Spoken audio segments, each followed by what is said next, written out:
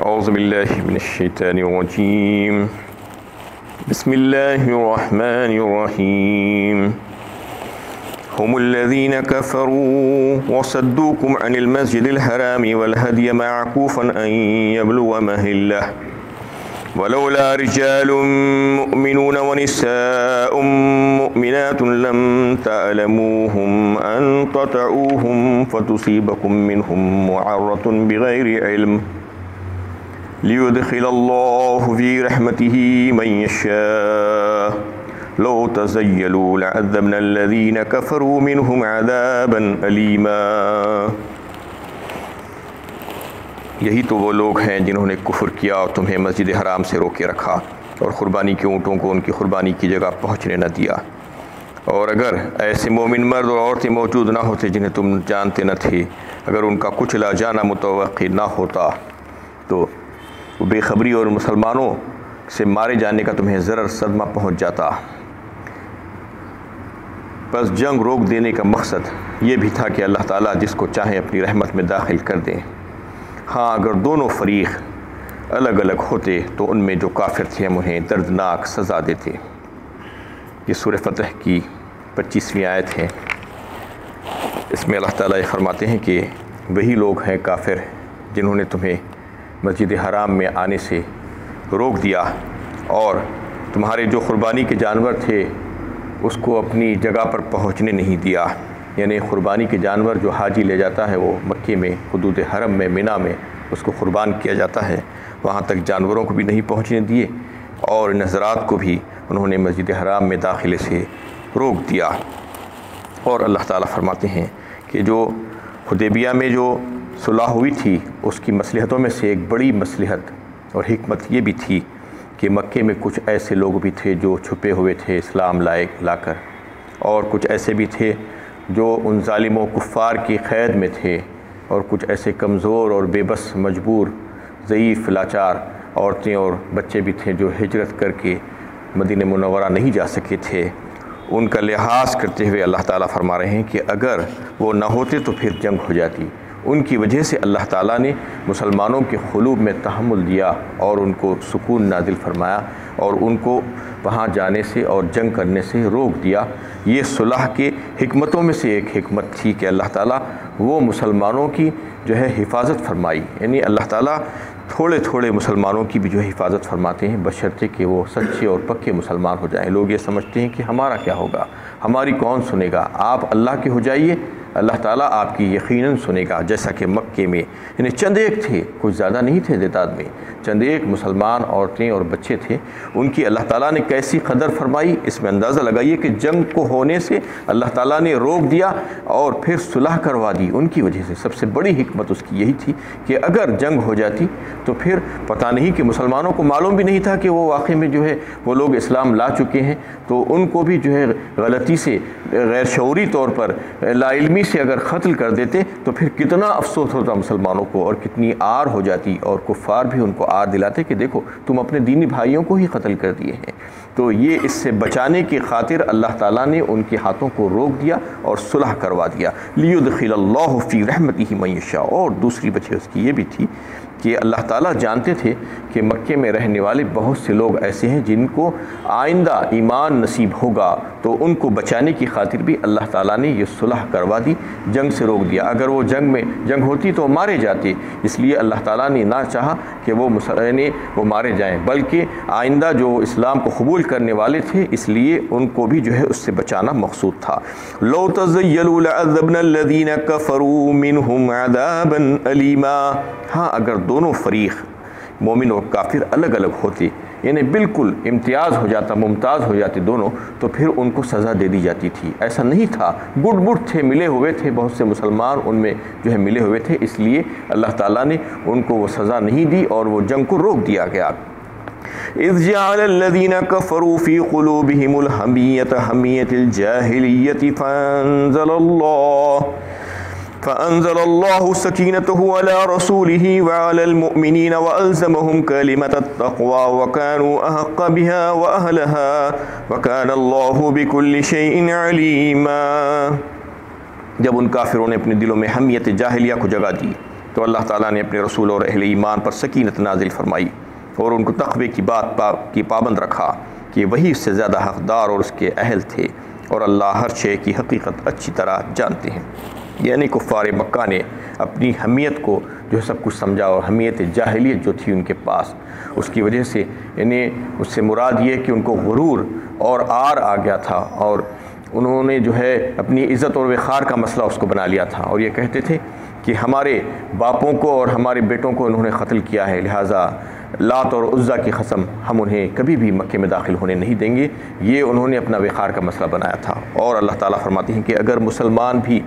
انہیں اتنی شدت میں آ جاتے اور وہ بھی اپنی عزت اور وقار کا مسئلہ بنا لیتے اور جنگ کرنے پر آمادہ ہو جاتے تو پھر یہ بہت تکلیف دہ بات ہو جاتی تھی، لیکن اللہ تعالیٰ نے اس وقت مسلمانوں کے دلوں میں سکینت نازل فرمائی، اور انہوں نے اللہ کے نبی صلی اللہ علیہ وسلم کی بات کو تسلیم کیا اور جنگ سے اپنے آپ کو روک کے رکھا اور مکے میں داخل نہیں ہوئے، اس وجہ سے کہ وہ جو ہے بڑے حقدار ہیں، تقوی کی پابند ہیں، اور انہوں نے اللہ سے ڈرا، اور اس وجہ سے اللہ کے نبی صلی اللہ علیہ وسلم کی بات کو بھی انہوں نے مانا اور ان کی اطاعت و فرما برداری کی۔ اللہ تعالیٰ سب کچھ جانتے ہیں، یعنی ہر شے کی حقیقت سے وہ واقف ہیں۔ لقد صدق اللہ رسولہ الرؤیا بالحق لتدخلن المسجد الحرام ان شاء اللہ آمنین محلقین رؤوسکم ومقصرین لا تخافون فعلم ما لم تعلموا فجعل من دون ذلك فتحا قریبا۔ بے شک اللہ تعالیٰ اپنے رسول کو سچا خواب دکھایا تھا جو ٹھیک ٹھیک حق کے مطابق تھا، یعنی تم لوگ انشاءاللہ ضرور مسجد حرام میں پورے امن و سکون کے ساتھ داخل ہوں گے، اپنے سر منڈواؤ گے اور بال تشواؤ گے، تمہیں کسی قسم کا خوف دامنگیر نہ ہوگا، پھر اللہ تعالیٰ جانتے ہیں کہ جنہیں تم نہیں جانتے، اسی لیے ایک قریبی فتح تم کو عطا کر دی۔ اس میں اللہ تعالیٰ نبی صلی اللہ علیہ وسلم کا جو خواب تھا اس کو پورا کر دکھایا، اس کو یعنی اس کی توثیق فرما دی، اور یہ بتا دیا کہ تم انشاءاللہ مسجد حرام میں بڑے امن و امان کے ساتھ داخل ہوگے۔ یہ جو ہے انشاءاللہ کا لفظ یہاں پر آیا ہے یہ بتانے کے لیے کہ اس کو اللہ تعالیٰ نے دوسرے مقامات پر بھی لایا ہے۔ سورہ کہف میں بھی جو ہے اس کے تعلق سے تربیت کی گئی ہے مسلمانوں کی کہ جب بھی تم کوئی آئندہ کوئی کام کرنے کا جو ہے ٹھانو اور ارادہ کرو، عزم کرو، تو ضرور انشاءاللہ کہہ لیا کرو، کیونکہ اللہ تعالیٰ نے چاہا تو وہ کام ہو سکتا ہے، اللہ تعالیٰ نے نہیں چاہا تو وہ کام نہیں کر سکتے تم، اس لیے کہ تمہیں پتہ نہیں کہ کل تک تم زندہ رہو گے یا نہیں رہو گے، یا کل تم وہ کام کر پاؤ گے یا نہیں کر پاؤ گے، اس لیے ضرور ہمیشہ انشاءاللہ ہی کہہ لینا، کیونکہ اس میں بھی جو ہے یہی بات ہوئی تھی کہ مسلمان چاہتے تھے، ان کی چاہت یہ تھی، خواہش تھی کہ عمرہ اسی سال ہو جائے، لیکن اللہ تعالیٰ کی چاہت کچھ اور تھی، اللہ تعالیٰ چاہ رہے تھے کہ دوسرے سال جو ہے عمرہ ہونا ہے، تو اس وجہ سے اللہ تعالیٰ نے اس میں اس بات پر بھی متنبہ کیا مومن بندوں کو۔ اور پھر جو ہے عمرے میں جو تین چیزیں ہوتی ہیں، اس میں ایک تو جو ہے کعبۃ اللہ کا طواف، اور دوسرے سعی، اس کے بعد تیسری یہ کہ بال کا جو ہے منڈوانا یا ترشوانا، یہ بھی ضروری ہوتا ہے، حلق اور خصر جسے کہتے ہیں، تو یہ تمام چیزوں کا تذکرہ اللہ تعالیٰ نے یہاں پر فرمایا۔ فَعَلِمَ مَا لَمْ تَعْلَمُوا فَجَعَلَ مِن دُونِ ذَلِكَ فَتْحًا قَرِيبًا۔ پھر اللہ تعالیٰ جانتے ہیں ان حقائق کو جنہیں تم نہیں جانتے، اس لیے کہ یہ خواب کو پورا کرنے سے پہلے ایک قریبی فتح ہم نے جو ہے ان کو دے دی، یعنی تم کو عطا فرما دی۔ وہ کون سی فتح تھی؟ اس سے مراد فتح خیبر تھی، غزوہ خیبر۔ هو الذي أرسل رسوله بالهدى ودين الحق ليظهره على الدين كله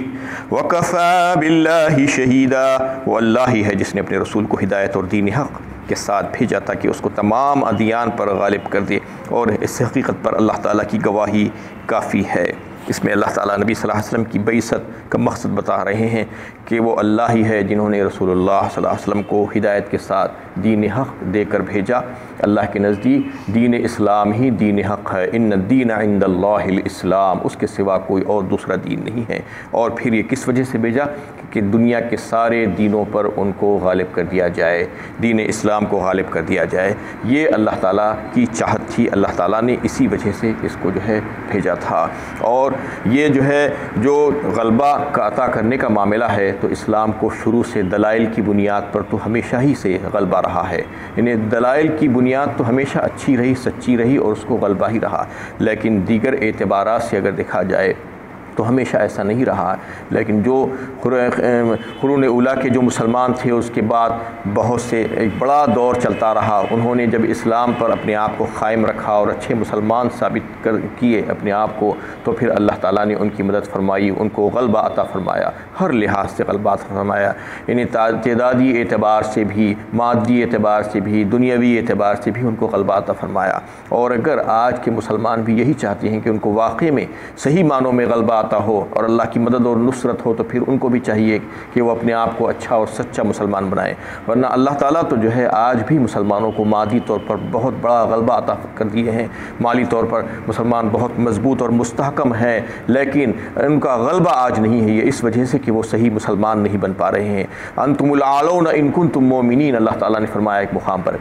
اگر تم جو ہے اسلام پر قائم رہو گے تو تم ہی غالب رہو گے، تمہارے ساتھ تمہارا اللہ ہے۔ تو یہ جو ہے جو بات بتائی گئی ہے، یہ ان جو ہے منکرین رسالت کا رد ہے اس میں، اور جو ہے جو لوگ بھی اس میں شک و شبہ کرتے ہیں ان کو یہ بات بتا دی گئی ہے کہ یہ اس کو اللہ تعالیٰ غالب کر کے رہیں گے، اور یہ سارے دینوں پر دنیا میں جو ہے یہ غالب ہو کر رہے گا، اور ایسا ہی آج ہو رہا ہے دنیا میں۔ آپ دیکھیے کہ سب سے زیادہ ترقی کرنے والا مذہب اور سب سے زیادہ جو ہے قبول کیا جانے والا جو مذہب ہے وہ دین اسلام ہی ہے۔ آج آپ سینسس اٹھا کے دیکھیے تو پتہ چلے گا کہ سب سے زیادہ قبول کیا جانے والا جو مذہب ہے وہ دین اسلام ہی ہے۔ یہ اللہ کے نبی صلی اللہ علیہ وسلم کی جو پیشین گوئی تھی کہ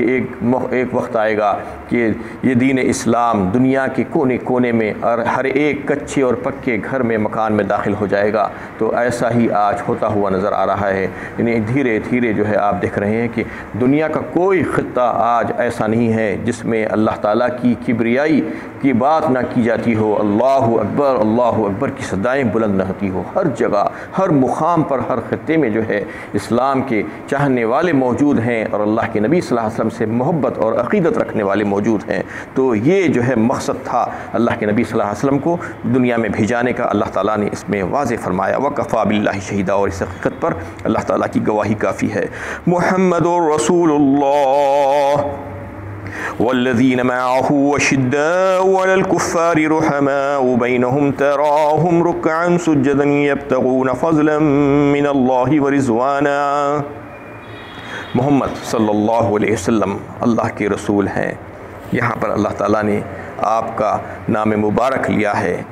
عام طور پر اللہ تعالیٰ ایسا نہیں کیے ہیں، صرف 4 مقامات پر ہی جو ہے سارے کلام پاک میں اللہ تعالیٰ نے آپ صلی اللہ علیہ وسلم کو نام سے پکارا ہے، جہاں پر اس کی ضرورت تھی اور مصلحت تھی وہیں پر، جیسا کہ سورہ آل عمران میں جو ہے آپ کا نام مبارک آیا ہے، سورہ احزاب میں آپ کا نام مبارک آیا ہے، سورہ محمد میں آیا ہے، اور اس صورت میں سورہ فتح میں آیا ہے۔ اس کے علاوہ جہاں جہاں پر بھی آپ کو جو ہے خطاب کیا گیا وہاں پر الخابی نام سے اور آپ کے اوصاف کے ساتھ خطاب کیا گیا، یا ایھا النبی کہہ کر، یا ایھا الرسول کہہ کر، یا ایھا المزمل کہہ کر، یا ایھا المدثر کہہ کر۔ لیکن دوسرے انبیاء کرام کو اللہ تعالیٰ نے راست پکارا تھا، یا ابراہیم، یا موسیٰ، یا عیسیٰ، لیکن آپ صلی اللہ علیہ وسلم کی اتنی قدر فرمائی اور اتنا رتبہ آپ صلی اللہ علیہ وسلم کو عطا فرمایا، اتنی محبت آپ سے کی کہ آپ کو نام سے پکارنا بھی اللہ تعالیٰ نے گوارا نہیں کیا۔ صرف 4 مقامات پر جہاں پر ضروری تھا وہاں پر ہی آپ کا نام گرامی، نام مبارک لایا گیا ہے، اور اس میں یہ بات بتا دی گئی کہ محمد صلی اللہ علیہ وسلم اللہ کے رسول ہے، جبکہ کفار نے اس بات کو ماننے سے انکار کر دیا تھا اور یہ کہہ دیا تھا کہ ہم محمد کو رسول اللہ نہیں مانتے صلی اللہ علیہ وسلم۔ اس وجہ سے معاہدے کے وقت ان کا نام جو ہے کٹوا کر وہ اس کو جو ہے محمد بن عبداللہ لکھائے تھے۔ تو اللہ تعالیٰ نے اس بات کو انہیں واضح فرما دیا کہ تمہارے کاٹنے سے کیا ہوتا ہے، ہم اس کی جو ہے توثیق کرتے ہیں، تصدیق کرتے ہیں، اور ہم کہتے ہیں کہ محمد رسول اللہ۔ اللہ تعالیٰ نے فرما دیا، اس کے بعد کس کی ضرورت ہے، کون کہنا جو ہے ضروری ہوگا کہ محمد رسول اللہ صلی اللہ علیہ وسلم نہیں ہے، وہ لوگ چاہے مانیں یا نہ مانیں۔ والذین معہ وشداء علی الکفار، اور یہاں سے جو ہے صحابہ کرام کے بارے میں جو ہے ان کی اوصاف بیان کیے جا رہے ہیں۔ صحابہ کرام کیسے تھے؟ انہیں اللہ کے نبی صلی اللہ علیہ وسلم کی راست نگرانی میں تربیت پا کر جو ہے وہ ایک جماعت بنی تھی، ان پر فرشتے بھی فخر کرتے تھے اور رشک کرتے تھے، ایسی جماعت تھی وہ۔ اور ان کے پاس جو قوت ایمانی تھا اور جو بے نظیر اطاعت رسول وہ جو کرتے تھے، اور پھر جو ہے ان کو جو ہے جب ان کے دلی جذبات کے خلاف ہو کر جب معاہدہ کرنا پڑا تو اس وقت ان کی جو ہے محبت سامنے آئی کہ وہ معاہدہ اور معاملے میں اللہ کے نبی صلی اللہ علیہ وسلم کا حکم کیسے مان رہے تھے، جبکہ ان کو یہ بات جو ہے بڑی تکلیف دہ ہو رہی تھی، ان کے لیے ناقابل برداشت ہو رہی تھی کہ اتنا دب کر معاہدہ کرنا ہے، لیکن اس کے باوجود بھی جو ہے نبی صلی اللہ علیہ وسلم کے معاملے اور ان کے فیصلے پر جو ہے سب کے سب راضی ہو گئے اور سر تسلیم خم کر دیا۔ یہ وہی جماعت تھی جس کو اللہ کے نبی صلی اللہ علیہ وسلم نے اپنے بعد یعنی اہل ایمان کے لیے اور اپنی امت کی رہبری اور رہنمائی کے لیے اللہ کے کتاب کے ساتھ، کتاب اللہ کے ساتھ ان کو بھی چھوڑا بطور نمونہ کے، تاکہ ان سے جو ہے لوگوں کو ہدایت ملتی رہی، اور حکم دے دیا گیا کہ ان کی بھی اتباع ہوگی اور ان کی بھی اقتداء ہوگی۔ وآخر دعوانا ان الحمد للہ رب العالمین۔